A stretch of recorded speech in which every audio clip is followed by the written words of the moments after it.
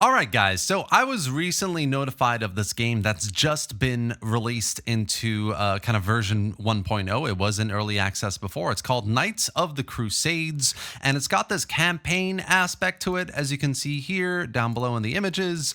It's got battles, land battles, siege battles, naval battles as well. And, people have been asking me, hey, is this a Total War competitor? Is this something I should consider? Obviously, because of the absence of much in the historical side of Total War going on from Creative Assembly. So yeah, this is an interesting alternative. I haven't played it, obviously. I'm just kind of commenting on what I see here, what I see from the gameplay. There is this kind of live stream that's pre-recorded that's happening that I'm going to go into and have a look as well, and basically give you my impressions on this world in this game and the gameplay from what I can see, and whether it's worth considering as a competitor. Is this a real Total War competitor? That's the question here. So diving straight into this kind of pre-recorded live stream that's always on the Steam page, this is kind of my kind of impression of what's going on in this game, right? I'm just going to watch this and comment on it. But from what I can see anyway, there is a lot here that is very Total War-ish, right? The campaign looks quite good, beautiful, realistic in certain aspects. Other kind of aspects aren't very kind of realistic, kind of janky. I think the animations are a little bit janky. I think some of the color textures are not very good. The assets are kind of like wonky, and yeah, there's some aspects of this that definitely look a bit indie, right? There's definitely that going on here, but there's also other aspects that do look quite interesting. There's a lot of variety in terrain. There are tons of interesting cities and towns and villages dotted around this map. There are over 30 factions to play here. Each come with their own narratives, storyline, characters that are voiced, missions that you go through to increase your kind of conquer new land, build buildings, recruit new units, develop your economy with various resources, engage in diplomacy, all of that. So there is a lot of nuance and layers of strategy going on in this game. But like in my kind of interesting impression here is this kind of on the one side, you do have these interesting mechanics, and there is a lot here that's Total War-ish, but on the other side, it's very indie, very kind of basic, I think, in certain ways compared to what you can do in Total War. And it kind of reminds me of a game that may have came out in, like, I don't know, late 2000s, essentially. And then beyond the campaign, you can actually go into each city or town or village and be able to build buildings there. It's not so much you order a building to be built in a city on the campaign and then wait a turn. It is all in real time. You can actually go into each of these cities, kind of like in Rome Total War or Medieval 2, view the city, and not just view it, but actually build new buildings while you're there, move them around, upgrade them, recruit new units, and build farms and all sorts of things, right? So there's an interesting kind of engagement here between the player and the world that's more granular than what we get in Total War. You in Total War can only really engage on the campaign side of things when it comes to your cities, your people, what they're doing. But here you can go much more granular into the cities themselves on the ground and engage with the buildings, the various units that are garrisoned there, etc., which I think is quite cool. And then back on the campaign here, so we can see the narrative is progressing. You can see a research tree, which kind of it's all incentivizing you to follow this narrative, the story, and see where it's going. The mission currently is joining a crusade, going to Constantinople with this crusade, and following through, lots of rewards, all that jazz. You're engaging with your research tree to help you kind of prepare for it. It seems like the research tree is quite it's not about time, it's about resources. So you spend resources on your research, which is fair enough. And you can see bottom left as well. You've got this army, you've got lots of units in it, you've got these siege equipment that are part of your army, you've got sheep, I think, which is sort of your like resource to kind of keep it supplied, as well as supply wagons there on the bottom right side of that. And you've got lots of little buttons here that we could talk about. Diplomacy, military on the bottom right.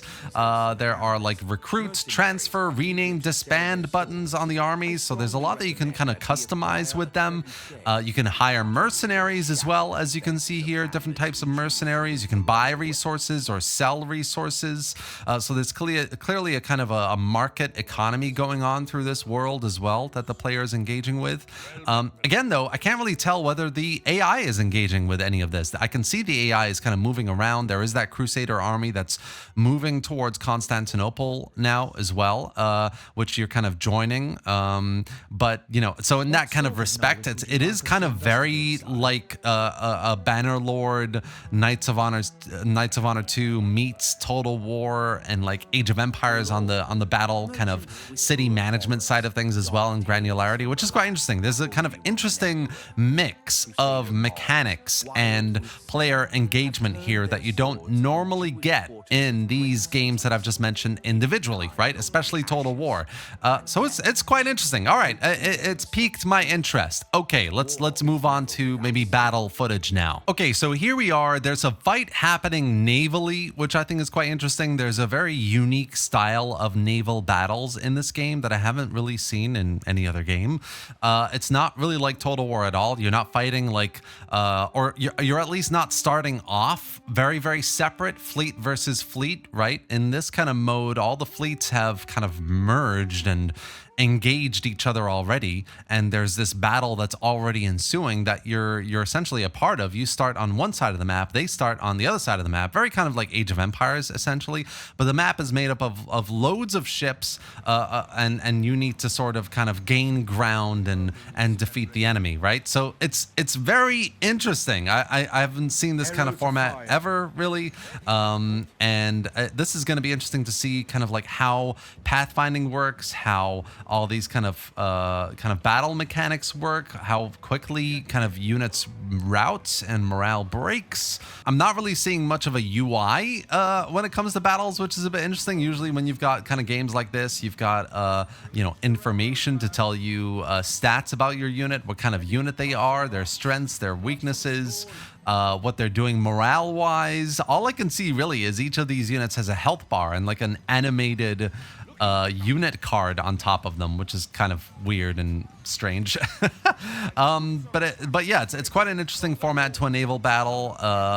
I can't really see too much that's interesting kind of graphically and from a like a fighting animation here either.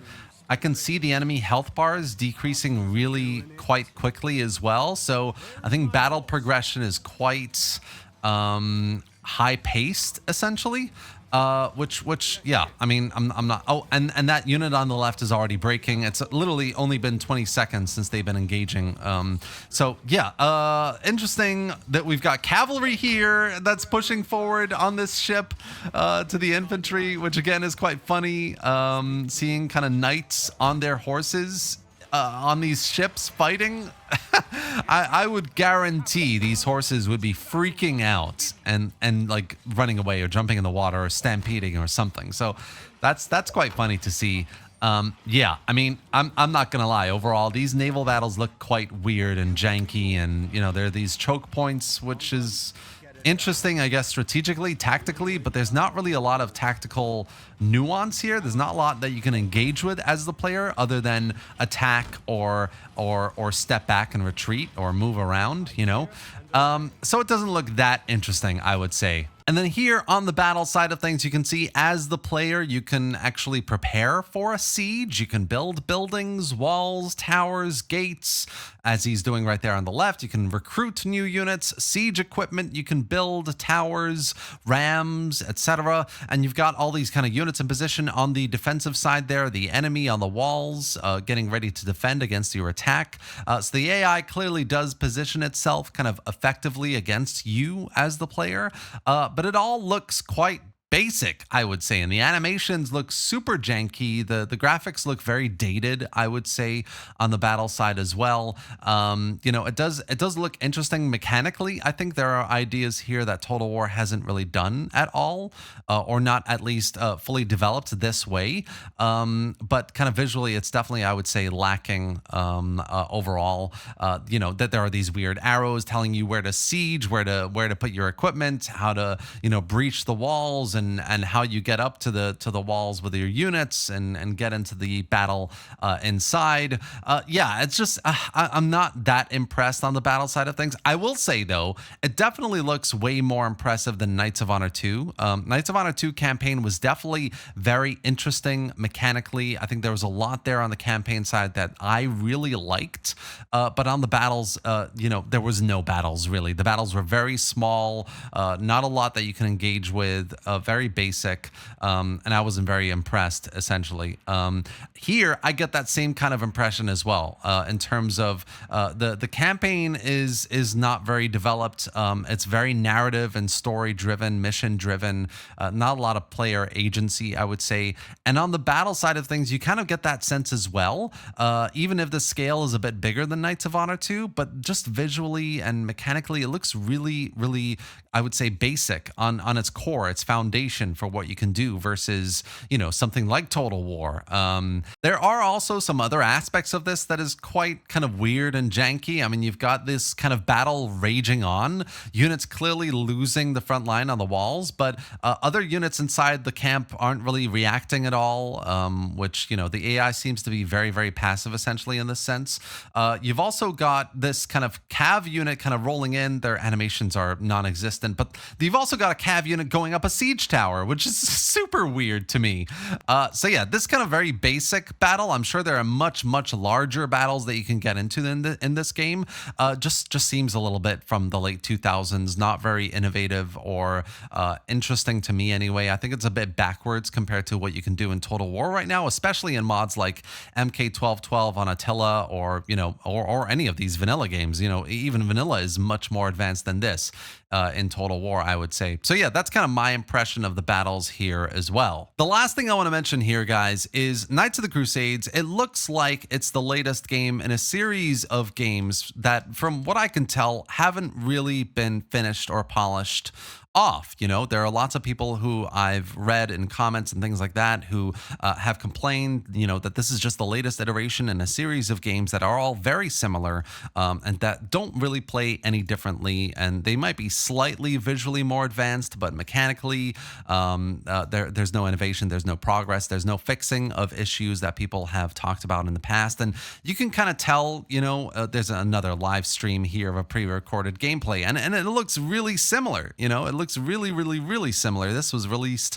less than a year ago, and it's got some positive reviews, but I don't know. It just makes me think, is this worth buying for £12 when there's a new game that's kind of just like this essentially, but slightly more advanced? I don't know. I mean, every game in this series looks exactly the same in marketing videos and these images from the gameplay that you can see here. This is Medieval Kingdom Wars, Kingdom Wars 4.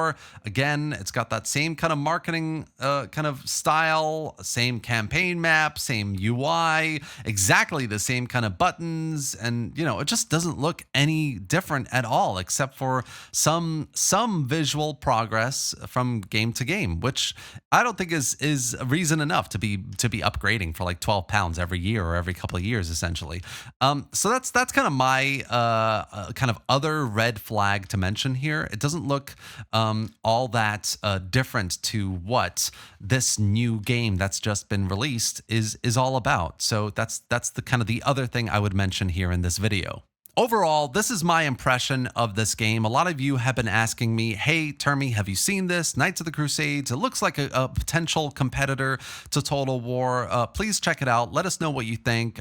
This is that video. I've done this here. I think there are some interesting elements, features, especially on the battle side of things. I quite like the kind of Age of Empires element of preparing for a siege, being able to recruit and build more siege towers in real time in the battles. I think that's quite cool. I think there's an aspect of that Total War could adapt. But just generally, I see a lot of, that reminds me of games from the 2000s, late 2000s. It's kind of backwards compared to what you can play right now in Total War, and couple that with the fact that there have been loads of games over the last few years in this franchise that look very similar. My basic initial impression is I didn't want to buy this when I first started making this video to actually play it and give a kind of gameplay review, and I don't want to buy it now either, having seen all these images and videos and read the comments and seen the number of previous games that this franchise has that all look very, very similar. So this is essentially my honest thoughts about what's going on here. If you like what you see here, you want to try it out, by all means, go for it. I'm not telling you not to. And if you don't, then good for you as well. We all have our opinions. I just kind of look at this and I think Total War looks much more advanced. It's kind of a red flag that all these previous games are very similar, and it's also kind of a red flag that there are a lot of comments that say this is basically the same game, just reskinned and lots of fixes not done, and it's the same thing over and over again. There is a kind of a narrative like that in Total War as well, but Total War I think does make a much bigger effort, at least, to go from game to game, making things a little bit different settings, different mechanics, all that jazz. So I would say that this is, for me anyway, not really worth considering. That's kind of my final thought here. I wouldn't really get it, essentially.